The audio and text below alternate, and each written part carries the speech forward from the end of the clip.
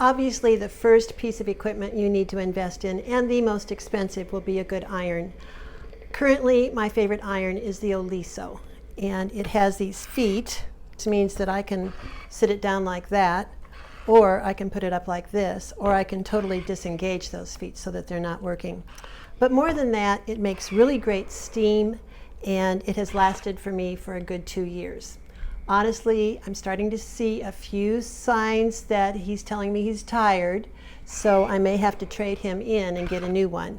I just see a new iron, and for which I'm going to spend $150 to $200, as a necessary evil of my sewing hobby.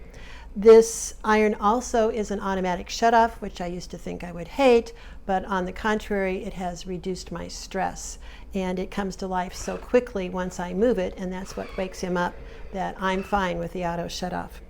One thing that a lot of people don't realize is that once you sew a seam, before you would press it open or one direction or the other, you must meld, M-E-L-D, the seam. So I'm running my finger along the stitching line, and I can really feel the threads. But if I take and press on the seam with some steam, and I'm a steam person, I don't like no steam, I'm always steaming. And speaking of steam, it is impossible to press and have steam if you go to a much lower, cooler iron. The principle here is that the water is falling on this hot sole plate, and if the sole plate isn't hot, it's not going to evaporate into steam, it's going to be water dribbles. So it may mean that I'll need to use a press cloth, and silk organza is my absolute favorite press cloth, but honestly I almost always have my iron all the way to the highest setting. I know that may sound scary, but that's my personal experience. Now you need to always test and make sure that it's not going to give iron shine. You know, I'm not going to go right to the front of a garment without testing it on a scrap. But just realize that steam is created by water hitting the sole plate of the iron. So now when I run my finger along those threads, they have embedded down into the surface of the fabric, and they have become one with the fabric, and that's what you really want. Now if I were going to press this open, very few seam allowances anymore in our sewing are actually pressed open. I wouldn't bother unless I were going to top stitch that seam open. So then you could press it open. Now here's another hint. If you're making a long strap and you want those seams to actually lie on the edge, a rule of thumb is that you always have to press any seam that's on an edge open before it's pressed closed. So what I'm saying is, even if this seam were going to end up lying right on the edge, that is so much easier, and it's going to be such a sharper edge if I press it open first. All right? And you'll see that principle come into play again. Now, I am pressing more than ironing. You iron a shirt, but as you sew, you press. And I'm not giving lots of pressure either. I'm pretty gentle with my iron. It's just kind of gliding on top, and I'm pressing. And I'm giving it the burst of steam. I hardly ever use the spray of steam. I don't want water droplets on it. So you meld your seams. Now here's a real expensive tool, free. This is a seam roll. I wouldn't purchase a seam roll. Instead I would use this nice heavy cardboard tube. But do you see the beauty of this is that as you would press the seam allowance open with the tip of your iron, do you see that I'm not pressing the edges of the seam allowance into the fabric itself? And in so doing, you are avoiding embedding those cut edges into the surface of your garment. So do you see all the time you're not using all the surface of the iron, you're using just the tip, right? But using this tool lets the body of the garment fall down. So you're really just pressing along the seam itself. All right? Now, this weird looking thing is called a Taylor board. Mine is the classic June Taylor one. Another brand of pressing aids is called Golden Hands, and if you find that line anywhere, it's really well made. But do you see, again, this is simulating the edge of a collar. And that seam needs to end up lying on the edge of the collar. So what's the rule of thumb? Any seam line that's going to end up on the edge needs to be pressed open before it's pressed closed. And how could I possibly get up to that point without the use of a contraption like this? All right? So I can do that side of it. Pardon this hastily made sample, but I think you get the point. That lets me get my seam allowances pressed open. And you have different surfaces here. They're all meant to accomplish curves and things where you need to press seams open. And wood is a great thing because the wood absorbs the steam and really helps where you've pressed stay there. That's why you have a clapper. My friend Angela Wolf will be demonstrating all the time on her website. Angela Wolf Designs, she'll be pressing something and then she claps it. That pressure of the wood really makes the fibers remember what your iron just told them to do. All right, so that's a clapper. Another tool is kind of like this. This is a sleeve board, so let's pretend that this was a sleeve and I wanted to get the seam pressed open. Do you see with the use of, if this were a tube, then I could get the tube on here, but really this very inexpensive tool can serve the same purpose. Have you noticed my nice ironing board cover? I love a plain, heavy muslin ironing board cover. I don't want any crazy prints or anything, and I have been able to offer that at my website, and it in fact comes from Golden Hands. It's $18.95, but it's nice and heavy. I will admit to you that I never wash them. Instead, I just keep putting one on top of the other on top of the other.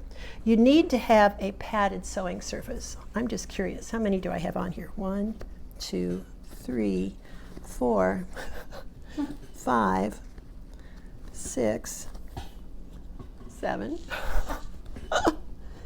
8, 9, 10, 11, plus the pad. Wow.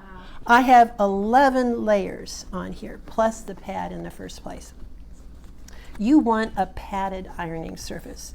So in my book, as I just keep adding one on top of the other, I'm just adding more padding. All right? You don't want just one on top of an ironing board. You need to have a surface that things go down into. I had no idea I had that many on there. All right. Another pressing tool is a Dressmakers Hand, and you can actually buy a ham holder that this would sit upright on its own. Well, where do you use this contraption? This is used when you want to press in curves, when you want to add some shape to your garment. So here's the bust area of this jacket. So if it were wool and I pressed on here, remember, hot forgets, cool remembers. If I did that and then helped cool it down, helped it remember, and then waited, I would have actually just added some shape into that. The other place where you use this is for the sleeve cap. The seam allowance of the sleeve cap always comes towards the sleeve, so that just pads that out nicely, and you can again steam, and that gives that nice shaping in addition to the shoulder pad and the sleeve head that gives you a professional look to your shoulders. So that's what a ham is for.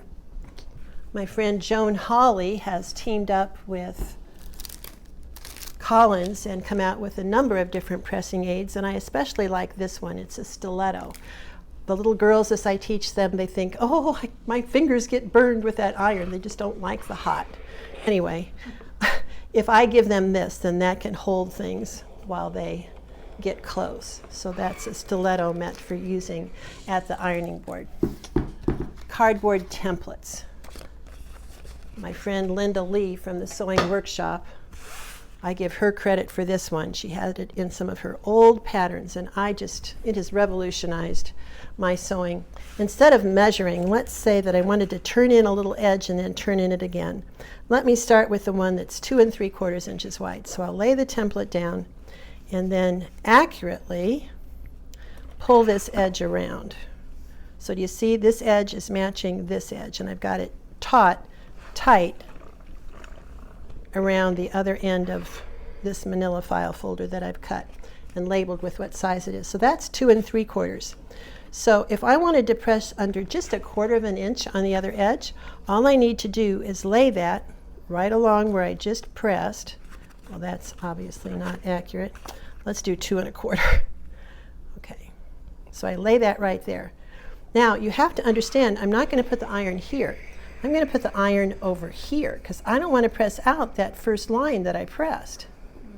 This is a principle that I have a hard time getting through the minds of the little girls, that you have to pay attention to where all the rest of your iron is going. But you see how easy that made pressing under that little edge? So now I still have that first edge, lickety split, all without measuring a single thing. So I have a collection of everything from 1/2 inch up to 3 inches, and they'll get bad and I'll just cut me some new ones, but these are wonderful. As you press and use fusibles, you will get some gooey on your ironing board surface. So if you want to be very careful about that, and you'll also get it on your iron, there are these things called Teflon sheets. You can also put these on your cookie sheet or put them in the bottom of your oven so that the goobers fall on this. It's a piece of Teflon, and so if I'm fusing something, I could certainly put this down first to protect my ironing board surface. They come this way and also this clearer version. You can see I've used them with some of my pixie dust that I showed in one of my other videos. And as I started to say earlier, with fusibles, eventually you're going to get gooey on the bottom of your iron. Here's a product from Bone Ash. They look like dryer sheets, but this is, when you press over it, it can just clean off the goobers on the bottom of your iron. And if you get glue on the bottom of your iron, believe me, you will know, because it just won't glide. So that's one way of cleaning off the base of your iron. And in the worst case scenario, if you really get a bunch of goo on there, iron off. This is like toothpaste. You put it on a soft cloth on a warm iron, and that will completely clean off the sole plate of your iron. All right. So a nice ironing board cover, the tools you need for the type of sewing that you're doing, and just remember, you cannot sew well without pressing well.